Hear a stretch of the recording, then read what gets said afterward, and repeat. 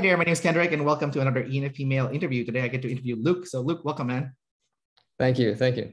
So, dude, can you tell us what your full type is? Yeah, so I'm a ENFP, so audio, MF, NEFI, and then my animals are consume, play, sleep, and blessed. And you got your type a long time ago, I think. What did you Yeah. think, and how did you feel when you got your results like a while back? Yeah, I got my type back 2 years ago. And at the time, like every other person out there, I thought I was the exact opposite. The only coin I had right, I think, was masculine sensory and N. So I thought I was Tim Ferriss's type, which is double masculine, NITE, blast, sleep, consume, play. Yeah.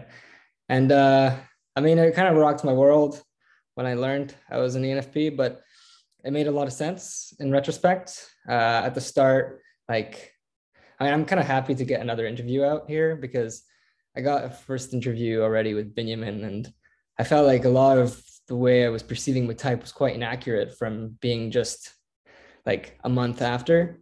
So like since then, I've come to a lot more realizations and a lot more calm about like accepting my type and seeing all my flaws for what they really are and the pros, I guess. But it's harder to see that with an OP lens, which criticizes everything. So it's been 2 years, and since your last interview with Benjamin, what have you processed since then about your type? Are you able to get any more specific? I have a hard time kind of like it's been quite broad. I mean, like yes, I'm just yeah. Okay. Okay. Let's start with the basic fear of EPs because of being controlled. Okay. So, and the OPS messages, it's not real, it's fake. That feeling, it's real, but at the same time, that feeling is also fake. Like, since you knowing that in the back of your head, and it's been 2 years since you got your type back, and I'm pretty sure some people try to control you between then, or at least you perceive that they were. Maybe they weren't. You just thought they were. What have you reacted differently after they've done that to you, or like a system has done it to you?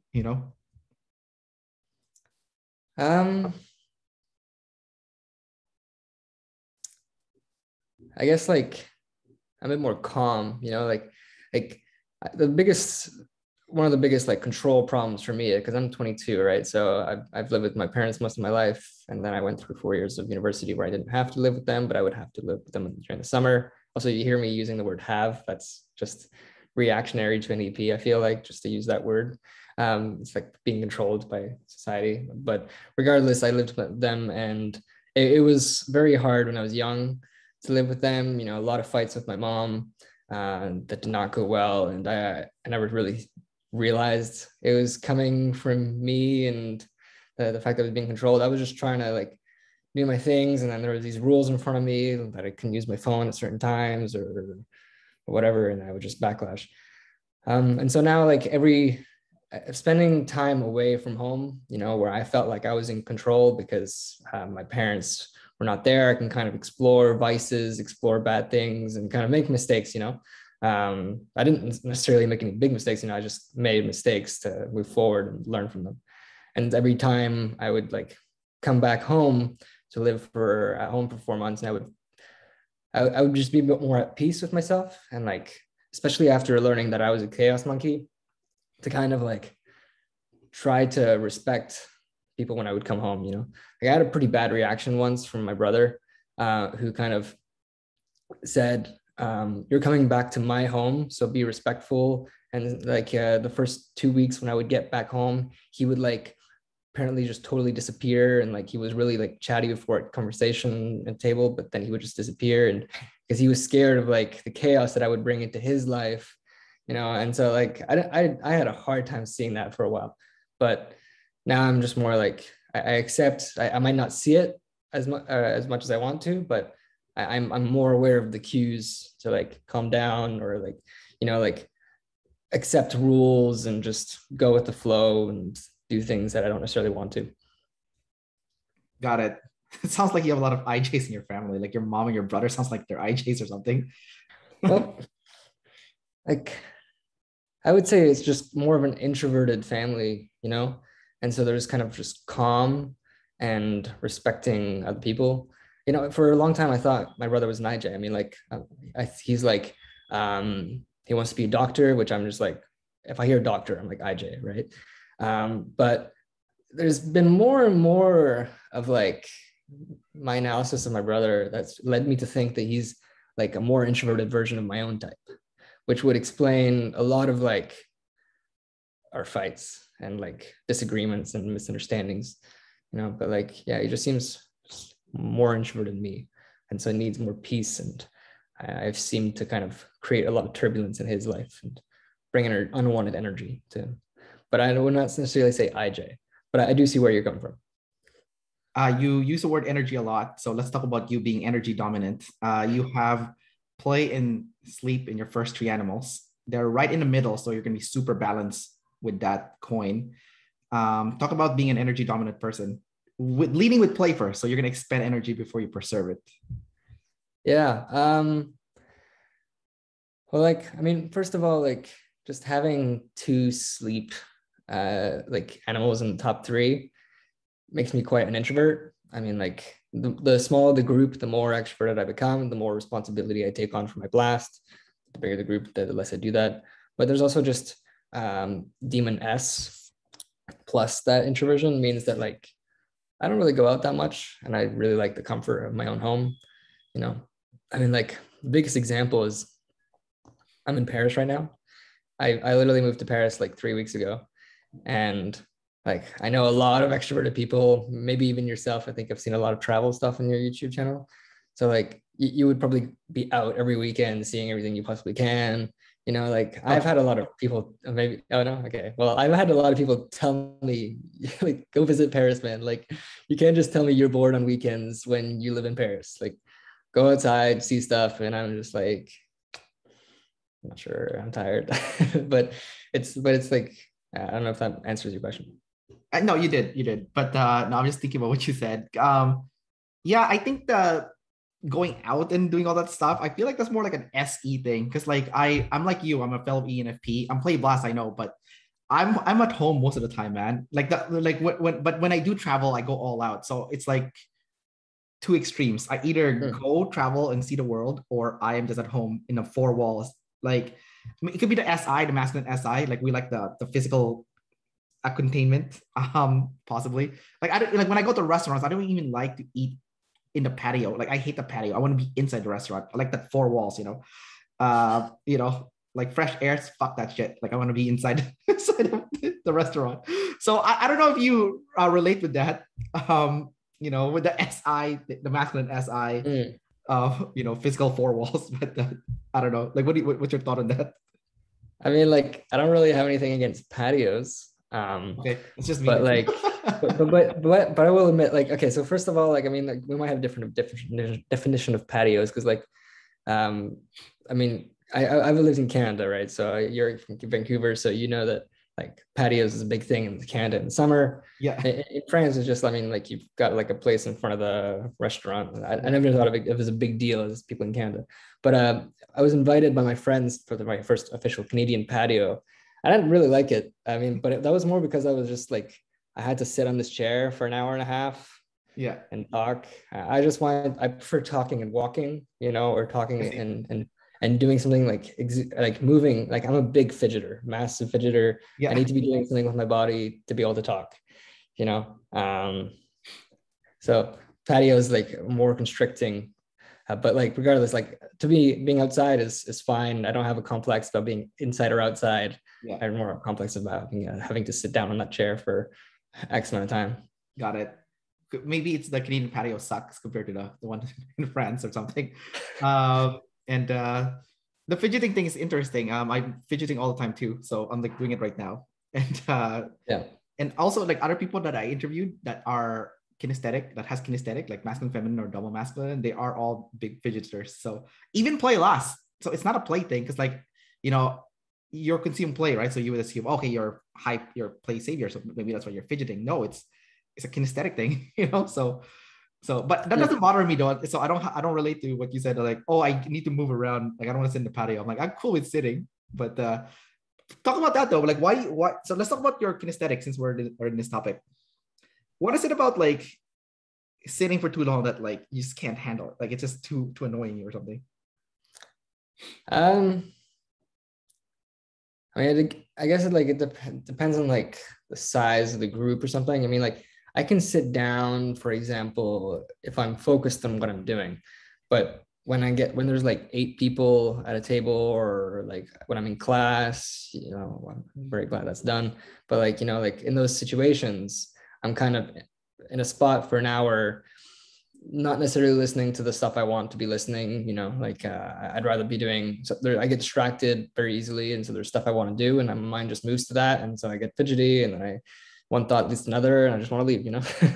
Right. um, uh, but so it's more like when I'm bored, when I need to focus, I need to kind of unleash some energy to kind of be able to pay any semblance of attention to what's happening. So like over the years, I've become an expert pen spinner. I Yeah. spent a lot of time in class, learning many different types of tricks, and having every teacher hate me for dropping the pen 20 times in a class when I was trying to learn a new trick.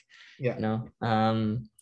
Recently I've been able to channel my fidgety energy into like piano. So I've been like relearning songs that I used to know, and learning more. And so I'm kind of externalizing that. I'm a big drawer, and yeah, like I like knowing how to have just various like random skills. Oh, I was big into cardistry at some point, not for like the magic side. I just wanted to know how to do cool flourishes, tricks.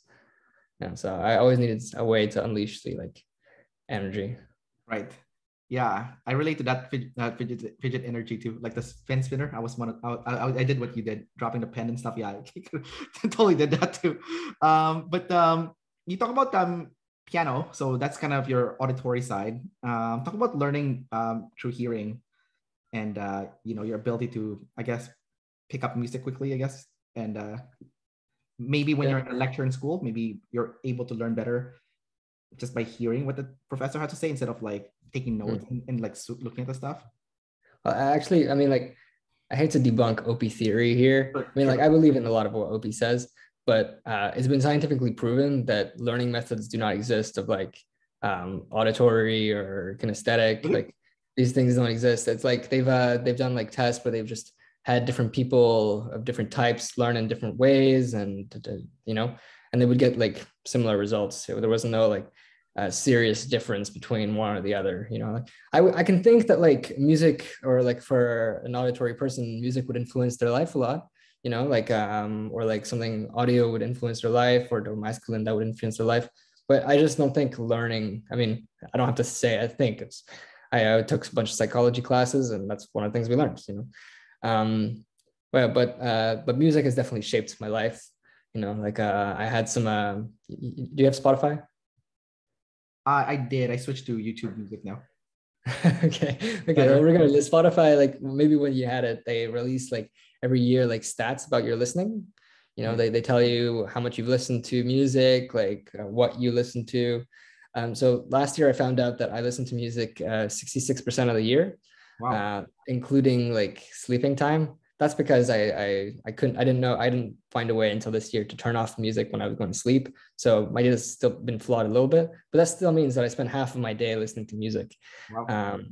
And that, whether that be lo-fi, or whether that be like music to like get me to walk faster to class, or it's always a shape. It's always like, it's like, you have your fidgety energy. Well, my fidgety energy is like guided by the music, by the tempo I've got stuck in my head, by like, that's kind of how it externalizes itself. And so like I listen to the music I want to, based on the beat, that's the tempo that's going on in my head. And because of that, I don't, if you hear my music, I don't know any of the lyrics of my songs. I don't really know the names of my songs either. I just know their tempo, and I recognize them, and I know if they fit the vibe or not. And then I let them play or not. When I play music like piano, I've got a song that's in my head and I want to externalize it. I don't want to know just how to play furlies or classic songs. I want to be able to play the song that's stuck in my head. So Right. like I learned like songs from like my favorite anime. I learned like the intro to Game of Thrones. I learned stuff like this to kind of externalize it. And I hear, I can't see it, but I can hear the timeline of the music playing in my head, and I make sure that the notes play onto that. my typing partner. Do you know Rose Vay? She's in the Facebook group. She was my typing partner for a while. ISFJ? Yes, yes. Yeah, I know Rose. Yeah, yeah. Yeah. And she like I played a piano for her once, and she was like, how are you able to kind of know like when to play what like note for how long? And for me, that question didn't even make sense because it just I hear the song and if I'm not playing what it sounds like, then I'm playing it wrong, you know. But I know none of the lyrics, which might be a bit more visual thing. I think like based on what you're saying, I teach spin, so I play music and I base the movement based on what vibe the music is giving out. So, but when you were talking about earlier about the learning method and how it's been debunked, I'm not sure about that because I can't draw for shit. Like my drawing is trash. Like I'm not visual at all. I can't see shit. Like my girlfriend, she's so I'm good. gonna fight back on this one. If you're gonna use drawing as an example, I'm gonna fight back on that because I'm No, an I artist, mean, right? so what's And that? I'm an artist. I draw logos, you know, and I didn't know how to draw until I was 16. I said the exact same thing you are saying. I'm like, I'm not an artist. But here's the thing: no one's an artist. It's like every other SI skill. The more time you spend, the better you get at it. You know, no one's a naturally good drawer. The people who are good drawers now are people who would doodle in class all day. Well, I get what you're saying. I'm just saying like it was for her. She just it's kind of like what you said, where when you play the music, you pick it up so quickly, you know. So for her, when it comes to the visual stuff, she picked it up like boom, just like that, with little practice, boom, you know. So I feel like there is something into the. I know you debunked the OPS theory, but for me, I feel like yes, we can all learn how to do that certain sensory thing, even if that's not our natural inclination. But I feel like if you were like, let's say your audio, it would be quicker for you to pick it up versus like something. I'm not saying what you're saying is wrong. You know, obviously you can do everything with practice. Saying there's like a quicker, like the speed, you know, would be much quicker.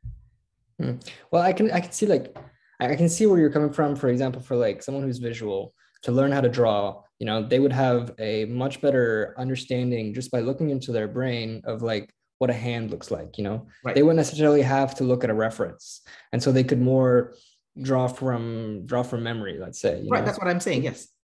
But here's the thing. I mean, like I have that problem, but I just look at visuals, you know, and that's what a lot of artists do.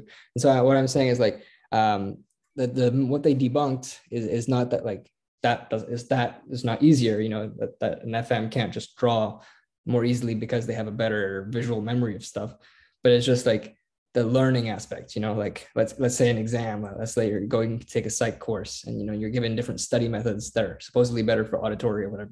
Those don't exist, and so I'm sure there's like some valid ways of like using our various like types to help us do something because we do something naturally more all the time, and therefore we do it more and it's easier for us when we get there, you know. But the learning part and being able to regurgitate it after is not true.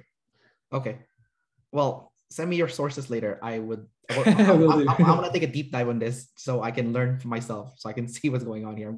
I'm curious. I'm curious to hear what's going on here. So I'm info dominant. So I'm gonna go check all bases now based on your information. Let's cover the next part here. Consume. Oh yeah, let's go with consume. Your consume is Ne-Fi. So and it's your first animal. How do you, and it's NF, So how do you personally use your consume? I mean, it's hard to talk about it because it's obviously your first function. You probably do it all day, but like, how do you, based on what you know? Yeah. Based on what I know, like it's end consume. So it's really hard to explain, you know. It's not like I could say I consume shows because I watch a lot of TV shows, right? But what am I really consuming about it? And what am I thinking about while I'm doing it?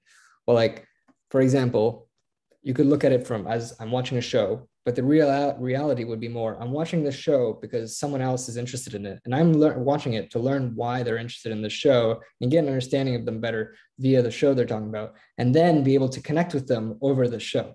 And so like, I see kind of like watching shows as homework to be able to have conversations with people. you know? And so like that's kind of like the end consume. I'm trying to like see what mistakes they're making, like I'm just interested in the NF aspect of it, like seeing the patterns that can be drawn out of the mistakes and emotions at play.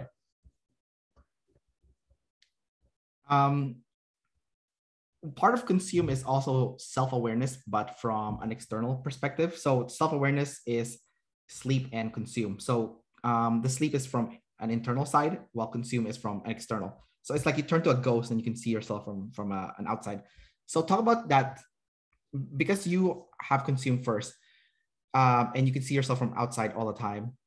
Do you feel like you're very, not self-conscious, but like, are you always like careful at what you're doing? I mean, you're still an EP, but there is that aspect of it, because you can see yourself every time you do something crazy. Yeah, for sure. I mean, like it's something that draws me to OP. There's a lot of ENFPs that are attracted to OP, and it's because these functions are kind of just like, OP is the perfect way for an ENFP to get to know themselves, because it just feeds them exactly what they want. So like I'm definitely self-aware in a lot of aspects, and until recently I had a conversation with a few friends and they told me that was the thing that they were most surprised with me, is that how self-aware I was about mistakes I can make, and like kind of predicts my behavior on certain things, and like ahead of time plan stuff to kind of avoid those foretold futures of myself. I would say that's a big part of like what my consume is. But the fact that like my sleep is after my play means that like, while that might come out across to the outside world, I see it slightly differently. I see it as like, I just feel like I'm always so close to knowing myself. But to know that self, I have to try something. And then I try something, and then that doesn't work. Like I don't actually like it, or something. And then I feel bad about myself that like, oh, you didn't know yourself. You didn't actually want that, And I feel trapped in this kind of endless loop. I guess trapped, another EP word. I feel trapped in this endless loop of kind of like trying something to know if I want it, regretting it, or sometimes not, but I just rather just know if I like it. And so like a big part of like my journey through everything is just unraveling mysteries, kind of like opening a box and like just loving opening the box to unveil the mystery, but not really caring about what's behind it, because once you know it, it's not special anymore, and you want to learn something new, you want to undiscover something new that's special. Yeah, there's a lot of truth what you said though, because like I feel like, yes, you might feel like you know something, but or like something, or know something about yourself, but until you try it firsthand, I don't think you really know. So I think the play before the sleep in a way is good for that purpose. One last thing with the NF consume, because it's NF, it's what's the point? What's the purpose? What's the mission here, right? So do you find yourself getting captivated when you're having a conversation with someone, or you're reading a book and the topic at hand is purpose, mission? Like let's say someone is sharing to you what really matters to them the most. Is that something that like would get you really, really sucked in, and you're like, "Ooh, okay, I want to hear this." Let's yeah. Is that something that you've? Yeah, well, I think you'll really like this answer, because you're talking about my exact job. I'm a UX designer. Do you know what that is? I don't know, user experience. Yeah. So basically, like, into any app, there's three people that go into it. Like, I'm really simplifying things, but there's three things. There's the first guy, the UX designer, who's going to think, what is this website for? Who's going to interview people to really understand what are the needs, what are the desires, what are the priorities. Asking people to like rank, like, what are the things that they would use the most. And then create some sort of wireframe to guide the next process. The next guy is the UI designer, who makes the colors look nice. The next guy is the technical developer, who codes everything and creates the website that was designed. But it all starts with the user experience designer. And that's what I do, so I'm literally consuming what is your interest in this, and what do you want, and then turning that into a reality. That was a good blast, by the way. pretty impressed. Blast, man. That's pretty good. I've blasted that a few times, so I've practiced it.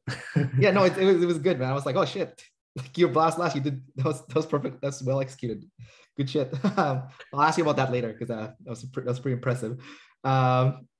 Cool, man. Okay, cool. I didn't know that. That's good. That's good to know.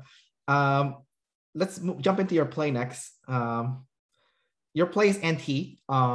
It's double feminine.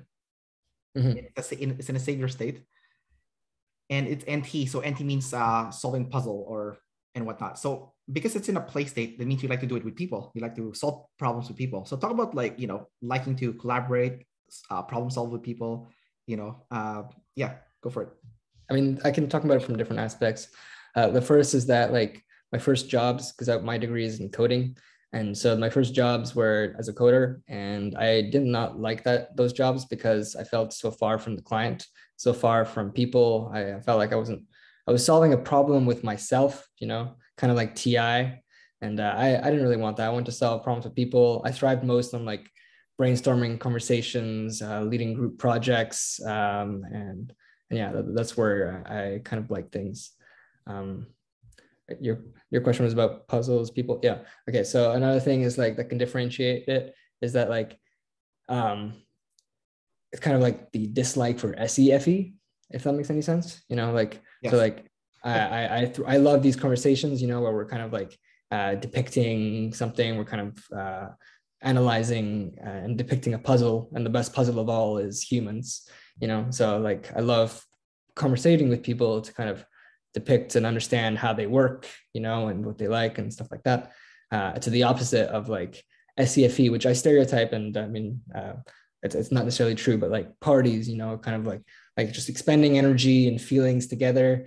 I'm like, I don't really want to like spend that much energy doing like a run with you or like jumping off a cliff and Yeah. like screaming. But I'd rather like I'm always, if I'm at a party, I'm the guy in the quiet room who's chatting to someone who's probably down and or like just away from the noise and just getting to know each other and trying to like figure out what they're up to and what they need to get off their chest. So like I'm kind of that into puzzles that way. I find humans to be the most interesting puzzle. Right. So you're trying to get a deeper understanding of everyone that you talk to and like really figure them out, using your play.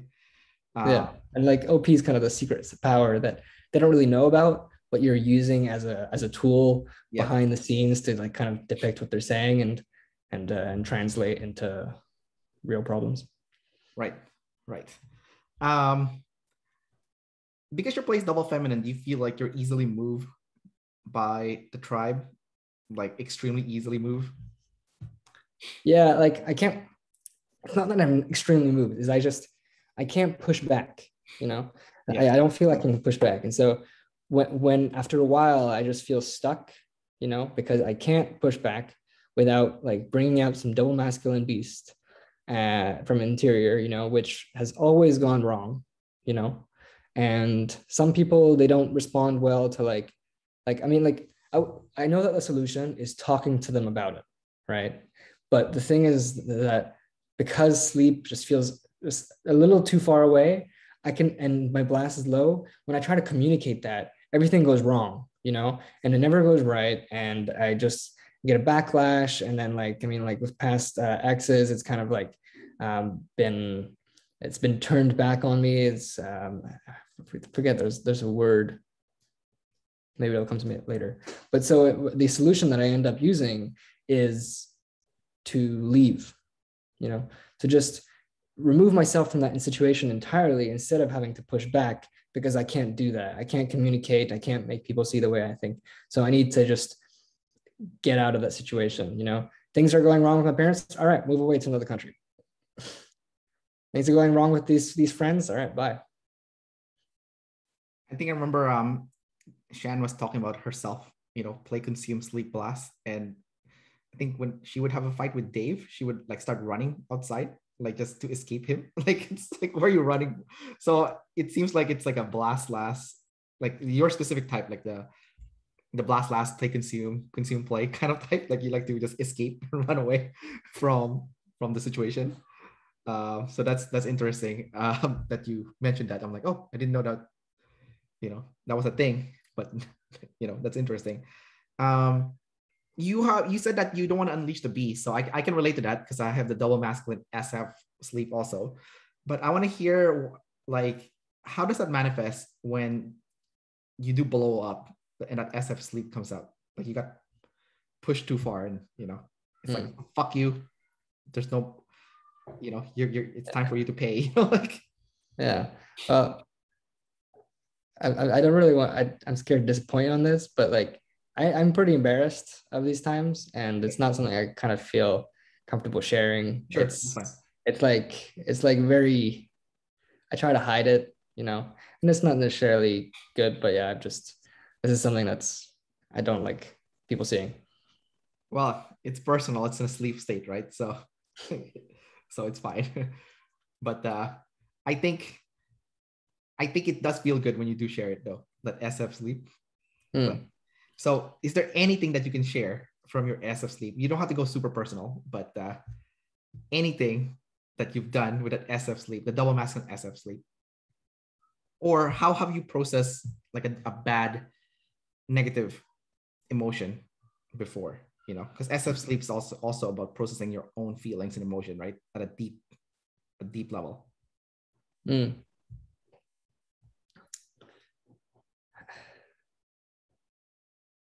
I don't really know what to answer. I mean, like, I can only like, it's like, it doesn't come out often, the beast, but it just comes out tough and hard, and like, I mostly have a few examples from my childhood, but like, I don't know, they're pretty tough.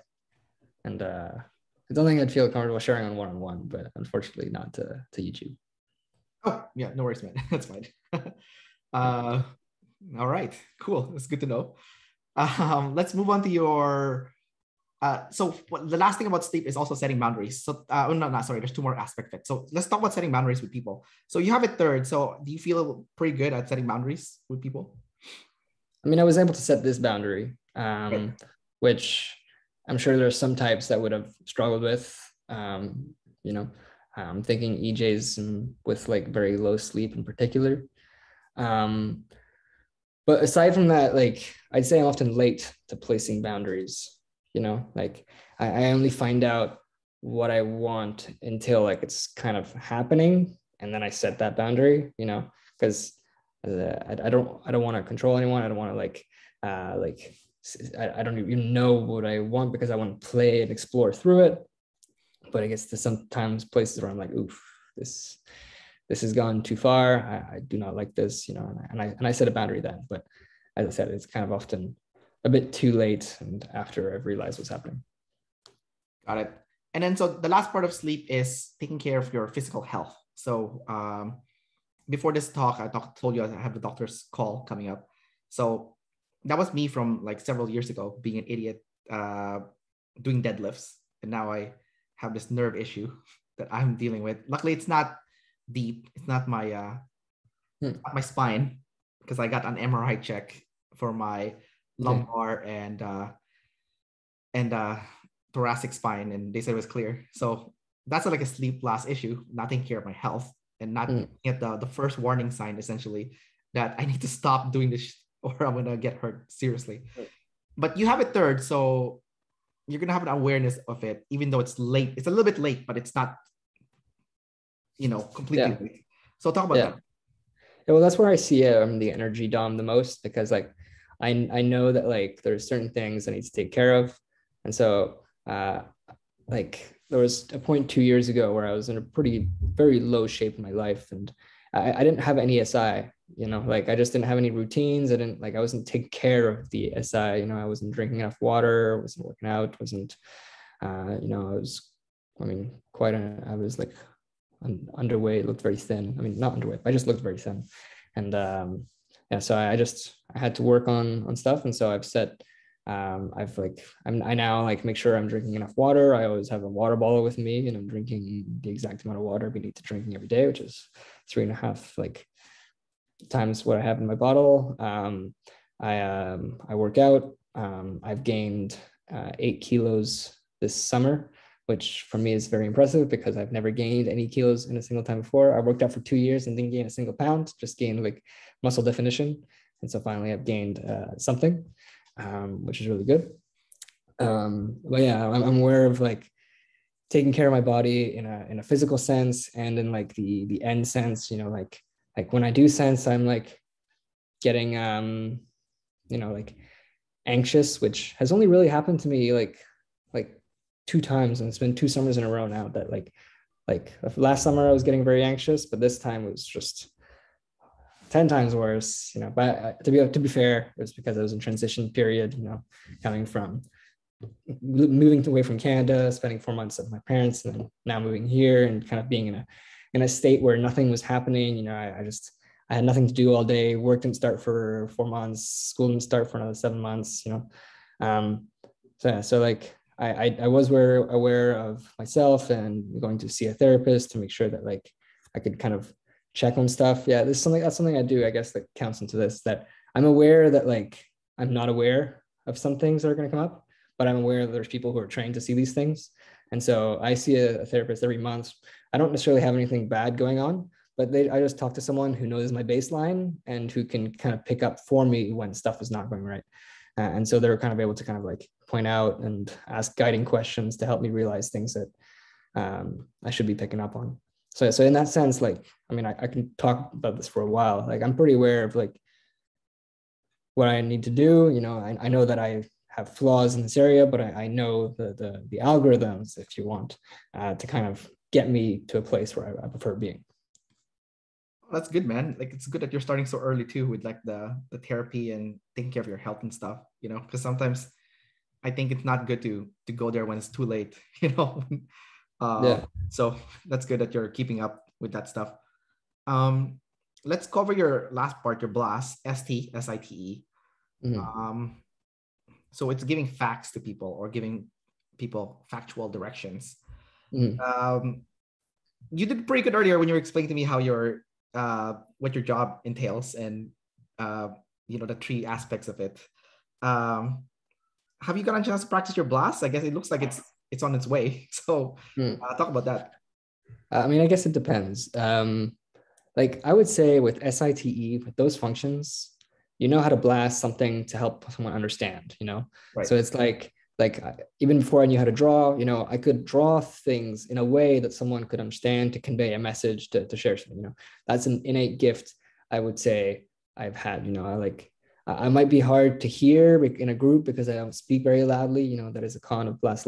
It's lack of confidence, and one, lack of confidence, and two, trying to hear people and willing to be like talked over because you don't believe that your information is up to date and you want to make sure you have the most recent one. Whereas the blast is just confident to just give a spiel, and that's a win-win relationship. We get to learn something and he gets to talk, and you know, Right. but like, yeah, like, so like I have the blast in that way from the SITE. I also have a YouTube channel where I've been blasting about like productivity and like kind of sharing my kind of advances with like Si, you know.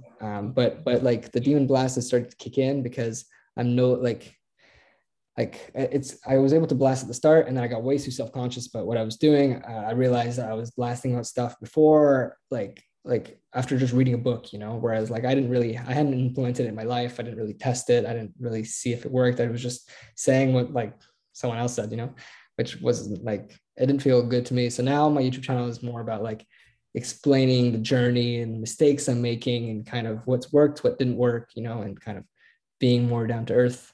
And then now it's gotten to a point where like I don't have much to say on productivity, and I'm in a demon blast state of I don't know what to say, and people messaging me be like, "Hey, when's your next video?" And I'm like, "Oh, no idea." Yeah. Let me try to find one. So the demon blast has got a few aspects to it. It's strong in terms of my explaining, but it just doesn't come out often, and it's hard for it to come out, and sometimes it's quite awkward. Where's that insecurity coming from when it comes to blasting? Like you said that you haven't tried it in real life, so that's why you feel insecure about blasting something, because you haven't tried it yourself, right? Because you know, a lot of the blasters will just take that information, just blast it back as if they invented it, right? And then for you, it's like, nope, I haven't tried it yet, can't talk about it. I feel like a hypocrite essentially.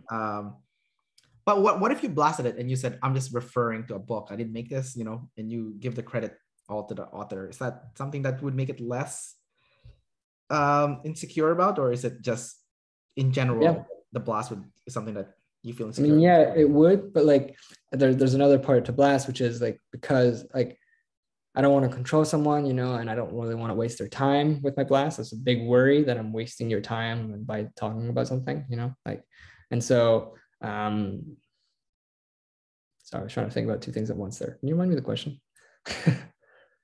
Yeah, I was just asking. Well, originally I asked you about giving the credit to the author to blast, so you can blast it without even your firsthand experience, just because you're just you're kind of just a messenger of, you're like, oh, I read this cool book. This is what I learned. Do this, right? Oh, right. Oh, yeah. So I guess that what I was trying to get to is But I want to share something new. I don't want to share something that's like been kind of told a bunch of times by people. And so I want to make sure that when I'm blasting something of value. And so when I feel something is of value to me, then I share it. But the thing is that doesn't happen often. right, I guess that's the fallacy of it. Is like, it's like, because it's not new, it's not valuable essentially. But that's like an EP perspective, because I think other people would think, oh wow, your information is so good, thanks, even if you said it before, right? Because I feel like EPs should probably repeat themselves more than once, because I feel like every time you blast something, it gets refined better than the first time you blasted it. Like earlier when you were telling me about the user experience stuff, that you said you had practice, that's why you were able to say to me so well.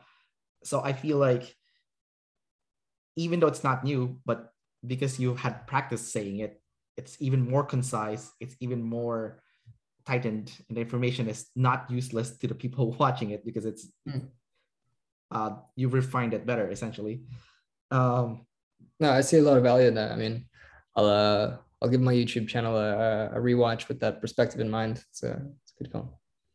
Yeah, because I've had that issue too. I have 2 YouTube channels, and I'm like, I don't want to make a video about that. I already made a video about that before, But then I thought about like the kind of videos I like to watch on YouTube, and I always like watching a video that has like, oh, it's a 2021 update. I'm like, sweet, let's go see this. I don't know if you feel that way, but for me, I'm like, yeah, I want to see this year's update. Yeah, Like, for sure. because I it's the feel same, but there's still a new part, like a part of it that's new, right? So yeah.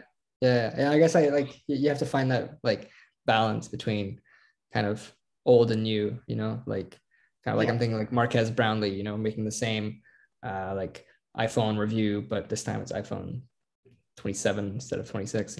exactly. Yeah, it's still new, but it's the same. Like Mhm.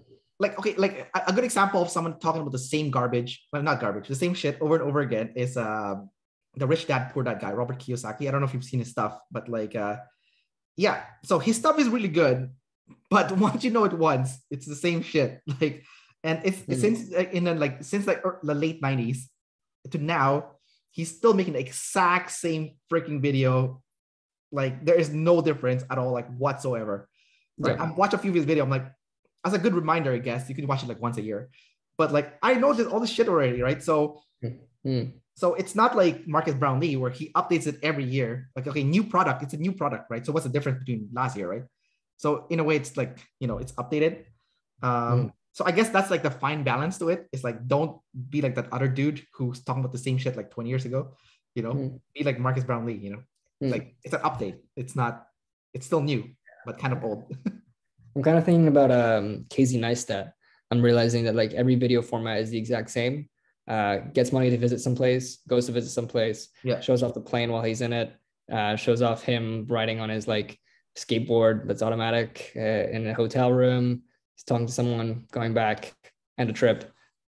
Next video, same thing, different place, but it's always entertaining because it's just slightly different, I guess.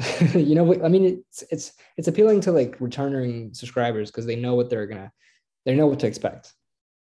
I think for us, it's not appealing, but I think if you're lead SE, you would enjoy that stuff, that format. I hate his videos. His videos are cringy and awful, in my opinion. But he has 10 million subscribers, so clearly people like it, right? Like, so, all right. More to Blast. So Blast is SITI. So SI is pretty much facts that you've gathered. So Benjamin said something a long time ago that I really resonated with. I love the way he said it. It's like, you didn't gather anything if you didn't organize what you've gathered, and it's like vice versa. Like, you can't teach anything if you haven't gathered anything to begin with, because you have no materials to work with, right? You're just making shit up that you pulled out of your ass. So like for me now, like what I now know, like I think the biggest benefit that I've learned from OPS, like one of the biggest benefit is like learning about the NESI axis.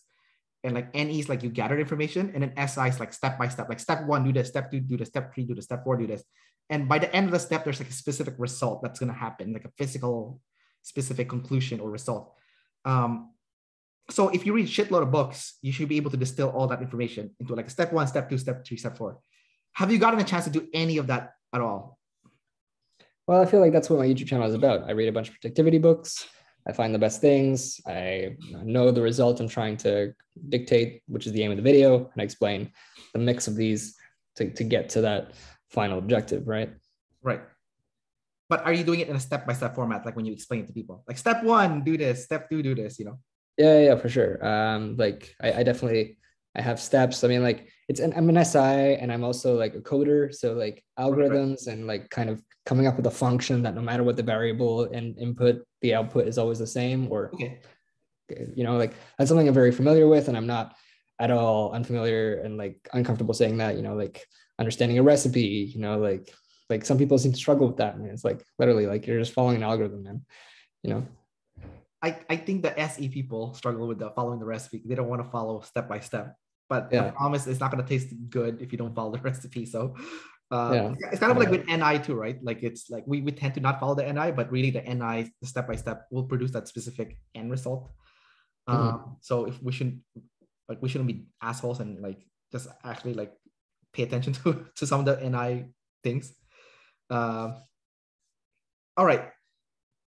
Let's cover you being self above tribe. So for me personally, this is the question I want to ask you, and I want to learn about. So we're both ENFPs, but I'm the tribe above self version. So for me, before I do anything, I feel like it's not like I need permission from a specific person, but I feel like I need social permission almost. Like I don't need someone to tell me. If I watch a video and someone says like it's okay to do this, and I would do it. But I feel like if there's something I really want to do, I cannot just do it, without validation from someone else that I can do this. It's okay to do this, So what about you? I feel like you could just do it. Like there's none of that barrier for the NEFIs. You just do whatever the fuck you want and you're good to go. Yeah, I mean, obviously there's a limit because I'm a double decider. Right. So like the TE is like not far behind to kind of like pull me back and be like, hey, bro, you can't do this, But like the FI leads the road, the FI leads the way. I'll talk to people, and if there's 10 people who tell me I shouldn't do it, then I won't do it. But if there's 8 people, I'll probably do it. I guess it's how I mean, like I heard like Dave say it was kind of like the self-aware tribe only needs one person to tell you can do it. Tribe over self needs 10 people to tell you to do it. So that's I can kind of relate to that. I lead the road, and the TE follows, and it tells me if it's right or wrong, and then I adapt. I'm not like an IP where I don't listen. I do listen, but I try to find a compromise. Between my FI and the TE. I feel like that's what I do all the time. Just trying to find compromises. How can I get away with doing what I want to do? How can I make the tribe okay with what I want to do? Like right now I'm in a situation at work where I'm not the happiest with the client and the work I've got right now. And I've been presented a project which seems much more interesting with a different client. And the person who's asked me to do this for them, they helped me get the job. They did my interview. They were my in, and they've been really nice. But they're a blaster, and they're very busy, and they're not listening to what I actually want to do. And I am scared that this has been a problem that's been on my mind for the last 3 weeks nonstop. But now it's kind of been solved. But I'm scared that if I tell her what I want, and that I kind of want to move on to something else, then I'm going to let her down because she's got no one to fill this job for her, and she's going to have to find kind of a replacement. By the way, I'm in a consulting firm, so this is not too weird to kind of like switch projects. I wasn't hired for this particular job. But so like, I'm kind of worried about that, to kind of let her down, but I'm not willing to just tribe over self, just let go of what I want and just do this thing because because I want to help, I want her validation or something. I'm very aware of what I want to do, and this is not what I want to do. And I'm going to use my TE to do my FI, but with the TE being happy with me, like a big condition for me to switch project is that she's okay with me, and we have a good relationship still at the end of the day. I'm not willing to burn the tribe, but I'm not willing to burn my FI. So I think that's a good example of kind of like how the FI and TE plays out in me trying to do something. The tribe, the self is pulling the boat, but it's not putting the tribe in the fire. Right. Yeah. You're not screwing people over, but you still want to do what you want to do. So you're finding a solution to appease both sides. And I guess you need to find a replacement for yourself then. I guess that's the solution. Well, the solution is actually that like the person who's asking me to be on this other project, she does my job. And so she understands that what I'm doing right now is not my job. It's not UX, it's more coding, which is what I tried to get out of. And so she's going to talk to management, and she's going to make it happen without me having to have this conversation. She says, if it goes through management, you'll be fine. So like the solution's been made, and like in the end, like the program she's asking me to use is a program for kind of developers. And I mean, we're a consulting firm. We don't have a shortage of those people. And so there's going to be staffing, and the replacement will be made, and I won't be involved. Yeah, I think that's why double deciders are nicer than like single deciders in a way, because it's like you're finding a win-win solution. It's not like you're just, you're gonna ditch everyone, fuck everyone over, like yeah. I did that too recently, what you're saying, and I felt really bad. Like I wanted to get out of this shift at work, and I work in a fitness industry, and I'm like, oh man, I know my boss is having trouble finding someone to work this shift. And then yeah, I got out of it, but my boss was really upset at me when I said I don't want to do it anymore. But I found her a replacement. So I gave her 2 weeks notice first before I left, and then I found her a replacement. So I did solve that issue. But yeah, that's good. Yeah, so I'm like, yeah, I guess the DI is still the boss, right? Like the FI is still the boss, and even if it's tribe above self. I'm trying to see a distinction though, because I don't know, like you're leading with the FI, I'm leading with the TE, right? But like it seems like we did the same thing. So I'm like, what's right? Okay, well, I would say that like this is where like type comes in, where everyone can do everything, right? But right. I've just given you one example, and you've given me one example, but I could probably name you a bunch of others, and you might not be able to give me as much. I can also give you much more examples where I don't pay attention to TE, and you can give me a bunch of examples where you don't take care of FI, or you don't respect your FI as much. True. Okay, fair enough. That makes sense. Yeah, you're right. We're looking at one example, so I think if we had a bigger sample size, it would show differently. And this is where I come back to Benjamin's interview at the start. You see, 2 years ago, I couldn't have told you that. I couldn't have like taken it aback and kind of seen that this was an individual example, because back then it was at a point where it was like everything needed to be explained by OP. And so every little thing I did was depicted through the OP algorithm to see which definition it stuck to most, know? And I mean, like, something that's interesting about my type, and I don't know if you feel the same, but a lot of my type twins have felt the same, is that like there's kind of like an ocean inside us, which is like kind of often like chaotic, and what not knowing our OP type meant that the waves, there was just a massive storm, and once we knew our type, it kind of was like the calm, the sea became calm, and we were able to kind of think more rationally and like kind of analyze each like input through a known algorithm instead of testing it through every algorithm, and so now we can just analyze it through one algorithm, and it just feels much more calm. So that's kind of the big difference what typing me did, is just bring calm. So this is the opinion of other NEFIs that you've spoken to. This is what they said that they felt also. Yeah. Okay, interesting. I don't relate to that because I guess I'm NET, so it's a little bit different for me. I've always known I was an ENFP, but when Dave dropped the bomb on me, that was NETE. That was the biggest shocker, because I felt like I've always been using my FI, which I have. I'm double decider, but and I've always known I was sleep blast. So that part I got right. But I thought I was consume, play, blast, sleep. I didn't know I was play, blast, consume, sleep. And I was the most extroverted of all the ENFPs, except for the double masculines, obviously. So that was like the biggest bomb that I felt when Dave dropped on me, because he originally typed me as play, consume, blast, sleep. And then when I talked to him on the phone and when I met him in person, but then when I sent him my video, they made me play blast, and I was like, what the heck? Like, I have such trouble getting started, and I have such trouble like I don't think you know what that means, man. no. I know what I get what you're saying, but then I started interviewing all the other ENFPs like you and like the other NEFIs, and now when I look at the spectrum, I'm like, well, shit, these people, they're not even worse than me. Like, and then like I thought about it, like, if it's hard for me already to use, because it's a third and fourth function, right?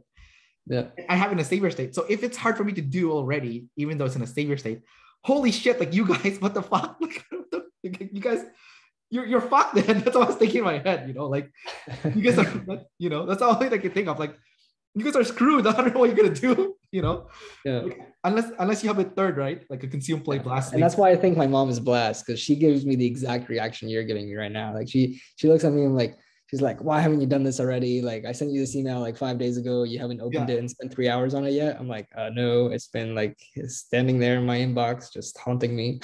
Yeah. How do you feel when like all this like to do stuff is like hang over your head? Don't you feel like garbage? Yeah, no, it's not very good. And like, that was a big part of like when I was like dealing with how to stop procrastinating, like actually doing the tasks was an immense relief of pressure. I mean, like, I'm still demon blast, so I can't do everything, but like I'm able to do enough to relieve enough of the pressure, Right. But like a lot of the memes that you see online about like people only being able to like write their essay the day before the essay is due, because they feel that overwhelming anxiety, which gets them ADHD and is enough to make them focus and move forward. That's the story of my life.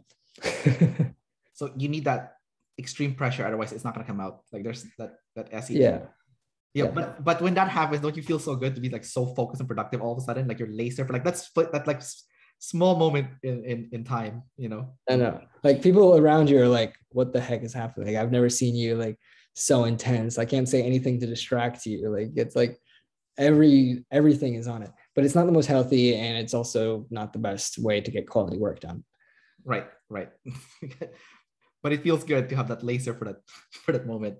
No, it does, and it feels good to have it done, and then you see your grade, and then it doesn't feel so good. Because you definitely need more time to work on it. When the pandemic started, I had that panic mode too. I was like, I want passive income. I don't want to work for my day job anymore. So I published 16 Udemy courses. Okay. I just made one per day with like terrible quality, but I was like, I don't care.